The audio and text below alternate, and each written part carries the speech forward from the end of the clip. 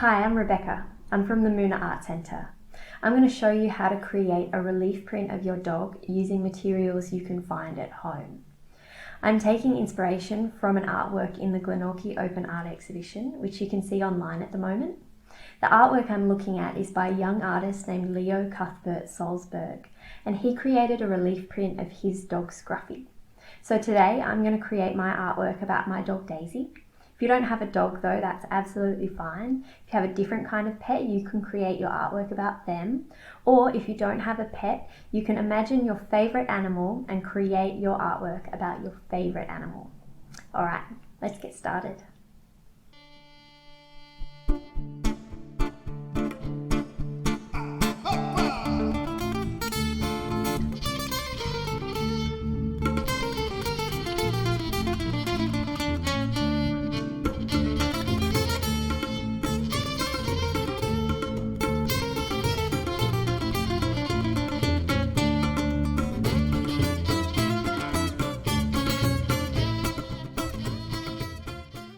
Okay, the first thing we need to do is get our meat tray and our scissors, and we need to cut this edge off the meat tray so that we just have this nice flat bit in the center.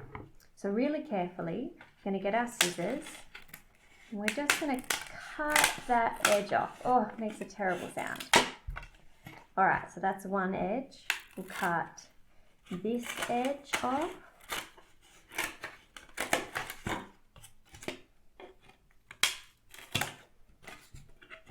Two edges.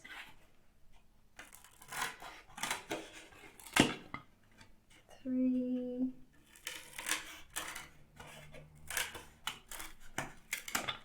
Alright. And now we just have this nice flat part of the meat tray that we can work on. So we're going to create our artwork onto this surface, and this will be our printing plate that we can then print our artwork onto different pieces of paper. So we'll put that aside for now while we draw our picture of our dog or pet. The next thing you need to do is draw a picture of your dog. If you have a dog that likes to sleep a lot, this will be easier because you can draw a picture of your dog while they're sleeping. If they're like my dog and they like to walk around a lot, you might have to take a picture, but we'll give it a go anyway. Alright, Daisy, sit, sit, stay, stay, stay, stay, stay, Daisy. Oh no. Okay, I might have to take a picture. How did you go drawing your dog? Did they sit still for long enough? Mine didn't. She kept moving, so I ended up taking a picture and working from that. So if you need to do the same thing, absolutely take a photo of your dog and then you can draw a picture from the photo. Or you can draw from memory, whatever works for you. Okay, so once you have your drawing of your dog, it's time to transfer the drawing onto your printing plate. So when I say transferring it, I mean pretty much just drawing it again onto the printing plate. But it's a little bit different. So you're going to use the same pencil, but it's not like drawing on paper. When you draw onto your printing plate, what you're actually doing is pushing into the surface to kind of create an indentation. So you've got to be careful when you transfer the image across because you'll only get one go. Every time you create a dent in the surface, that's going to come up in your final print. But every now and then it doesn't matter if you make mistakes because it just adds to it. So don't worry too much. Alright, so I'm going to copy my drawing across, transfer it across to my printing plate and see how we go. Now an important thing to remember before you do this is when you print your image from here, it'll actually create a mirror image of the design that you create. So if you've written your dog's name into your artwork, you'll have to remember to write that in reverse so that when you print it, it comes out the right way. So keep this in mind. All right, let's copy this across. So we're carefully going to copy our drawing across and push into the surface. You have to get a feel for it because the lines are quite thick.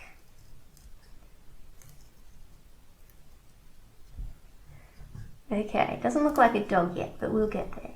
So it's nose. Now you might find that your meat tray has a shiny side and a kind of a rougher side. Just have a go on both sides to see what works better. I found that the shiny side you can't get an indentation as easily, so I'm using the rougher side. So we'll go Daisy's ears. One ear, Daisy's other ear. And we're making a nice deep line. Don't go too deep because you might push through to the other side. You don't want that.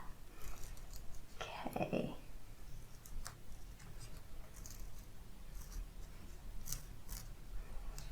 Daisy's mouth. It doesn't look exactly the same, but that's okay. And then all of Daisy's beautiful hair.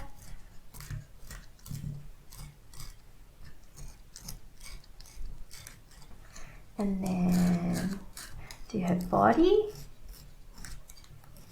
and her legs. So that's one leg, two legs, and then her back.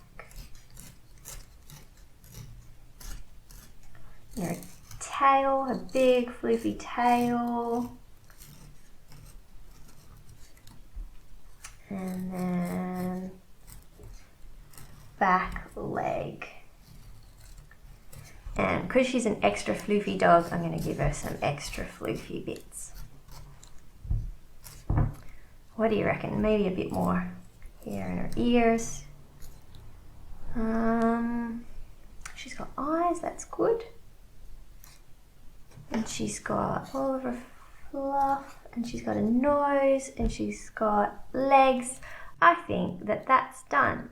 Now see how I've accidentally drawn her really close to this edge, but there's a big gap there. I'm going to cut that off because we don't need that extra space. So let's just cut that off. Okay. Now I think we're ready to print our beautiful picture. Here we go. Okay. This is the part where things start to get messy. So make sure you're working in an area that it doesn't matter if you get a bit of paint around, or put some newspaper out underneath you so that it protects whatever surface you're working on. You're going to need a flat surface to roll your paint out on. So I'm using the front of this oats box. I find cereal boxes really good because they're kind of shiny, which means that they don't absorb the paint too quickly. So if you've got a cereal box and you can cut the front off it, that's great, because cereal boxes are a bit bigger than oat boxes, so it's good to have a little bit more working space. This is also the part where we use our toilet roll. So we're using this as our printmaking roller today, which is what we use to roll out our paint. So usually when you're printmaking, you'd use a special printmaking roller. So this is a printmaking roller, and these are designed so that you can easily and smoothly roll out your paint, but most people don't have one of these lying around, so we're not going to use one today. So make sure you get your toilet roll and something flat to work on.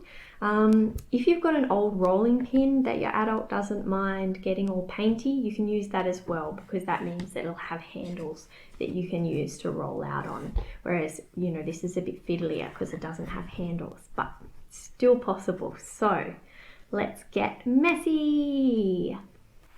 All right, so now we're going to prepare to ink up our plate, which pretty much just means rolling paint onto it. So I'm just going to put a little bit of paint onto the cereal box surface. Now, you don't want too much paint on there because you want a nice thin layer to roll across. And the reason that we roll the paint on is so that it just sits on the surface and doesn't go down into these cracks. So what I'm going to do is I'm going to use this toilet roll, and it's just going to take a little while. And we're just going to roll the paint out. And you're going to get a bit on your fingers, but that's okay. If you want, you can kind of put your fingers on the inside. And what you want to do is roll the paint out and cover the surface. Like I said, you want to be using an area that doesn't matter if it gets a bit dirty. Now it's starting to look okay. If you had a roller or a rolling pin, it will make it a bit easier, but I can imagine that a lot of adults wouldn't be very happy with you getting paint all over their rolling pin. Okay, that looks all right. So you can see how there's a fairly even layer of paint all over the toilet roll and a fairly even layer of paint on the surface we're rolling out on. And a bit on my fingers. Okay, now that we've done that, we'll get our plate. Now what I'm going to do is I'm going to do this off to one side so that I can keep this area here paint free so that I can print over there. So what we'll do now is we'll get our roll, and putting a little bit of pressure, we'll roll the ink across. And you want to really roll the toilet roll rather than sliding it, because if you slide it, it might actually put paint into the cracks.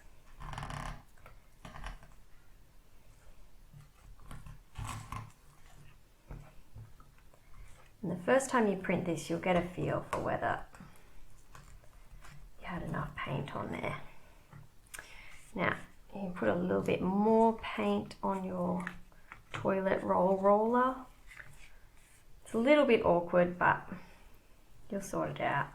And roll, roll, roll, roll, roll, roll. You roll a bit on the end there. If you notice that you've missed a few spots, you can pick it up and do those bits there. Okay, I think that looks pretty good. There's a bit on the tail that I've missed. If there are any bumps in it that were there when you started, you might find that they don't pick up the paint very well. Okay, once that's covered, you'll wipe the paint off your hands.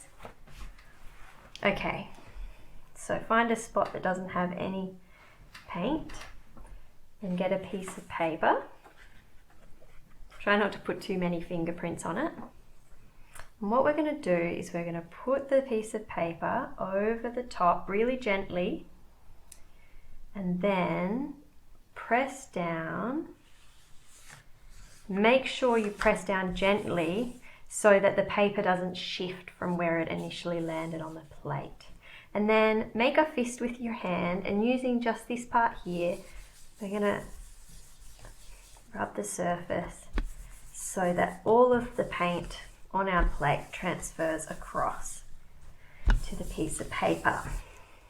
Now be warned that the first one sometimes doesn't turn out very well, because sometimes there might just be a little bit too much paint on there, or you might have missed a spot, but you never know. Are we ready to reveal our first artwork? Okay, so hold it down with one hand and then peel the paper back with the other. Oh, there we go. Ta-da! The first daisy print. That looks pretty good.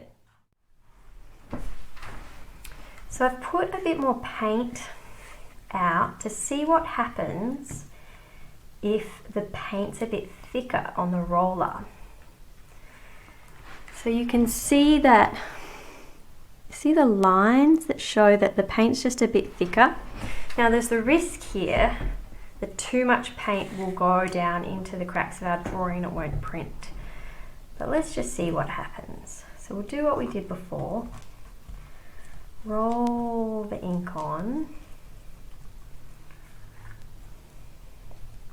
And I go both ways just to make sure I get all of the bits, because the surface isn't completely flat. And you can see already that there's some ink getting down in some of the parts of the drawing. Some paint, sorry. Okay, let's try this. I might try it on a pink piece of paper this time. See what it looks like on a different colour. My hands are a lot dirtier this time. So again,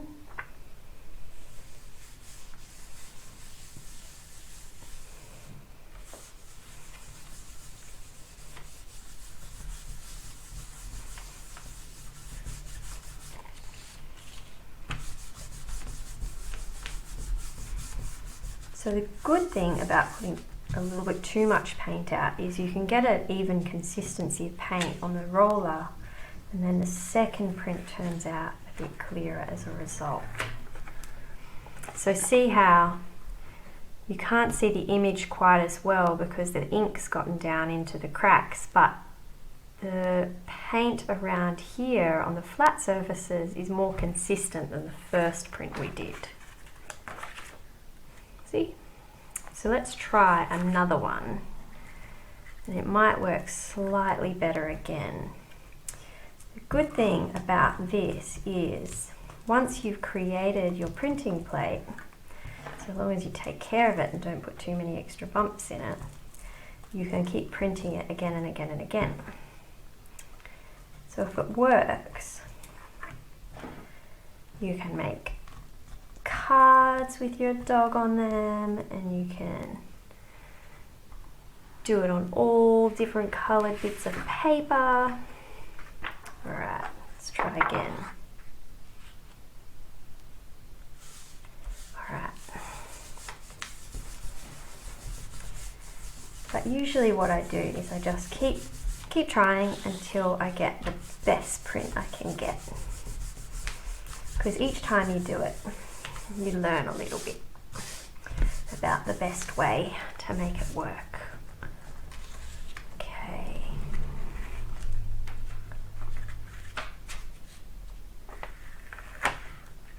Still got a little bit in those cracks, so what I might do is use my pencil and just get that paint out of the cracks there. And that might actually fix that so that I can print it again and it'll work really nicely. Alright, let's try one more time.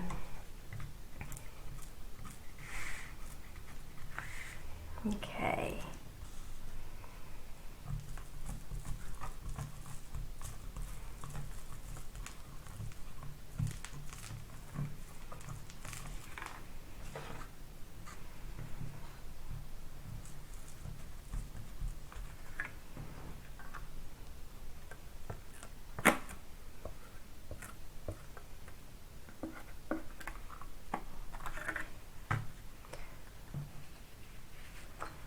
Oh.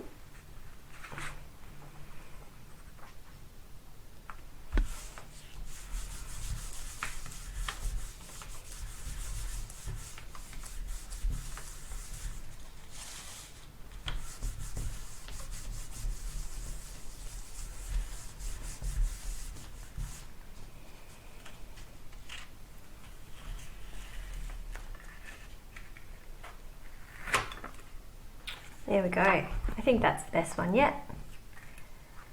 So now we've got multiple prints, and once these dry, you can either cut them out and put them on something, or you can frame it or put it on the fridge. You can make another one if you've got more than one pet. Make a whole collection, depending on how many meat trays you have. All right, well done. Once you've printed your plate as many times as you like and you're happy with your resulting prints, so I've got a number of different prints that I've made and they've all worked in varying degrees, some better than others, but there's a few I'm really happy with. I particularly like the ones that I did on a coloured piece of paper. That was really fun.